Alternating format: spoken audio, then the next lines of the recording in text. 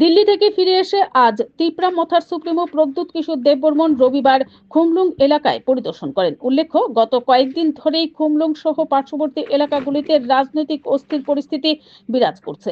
আক্রমণ পাল্টা আক্রমণের ঘটনা ঘটছে। এসব ঘটনার জন্য প্রদ্যুৎ কিশোর একাংশের সুবিধাবাদী রাজনৈতিক দলের লোকজনদের দায়ী করেছেন। অভিযুক্তদের চিহ্নিত করে আইন অনুযায়ী ব্যবস্থা গ্রহণের জন্য তিনি দাবি জানিয়েছেন। প্রদ্যুৎ কিশোর দেববর্মনের এলাকার সফরকে কেন্দ্র করে আজ দলীয় কর্মী সমর্থকদের মধ্যে ব্যাপক উদ্দীপনা পরিলক্ষিত হয়। Bureau report BTV Tripura news.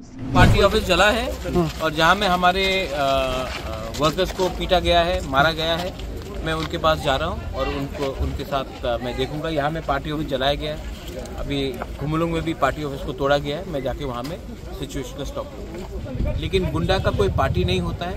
गुंडा पॉलिटिकल प्रोटेक्शन को लेने के लिए पार्टी बदलता है, झंडा बदलता है, लेकिन इसमें नुकसान कम्युनिटी का होता है, दफा का होता है।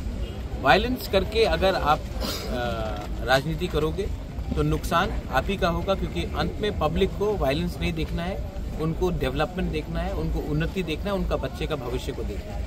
तो मैं यही बात बोलना चाहता हूँ कि पॉलिटिकल प्रोटेक्शन के लिए कोई गुंडा पार्टी बदल ले और वो पार्टी के नाम में वायलेंस करे, पब्लिक उसको 2025-2026 में कभी एक्सेप्ट नहीं करेगा। ये पुराना त्रिपुरा नहीं, ये नया त्रिपुरा है। और नया त्रिपुरा में हमको डेवलपमेंट चाहिए, ना कि वायलेंस चाहिए, जो पश्चिम बंगाल, केरला और त्रिपुरा में होता है। वैसा रंग का वायलेंस से किसी को कुछ नहीं मिलेगा।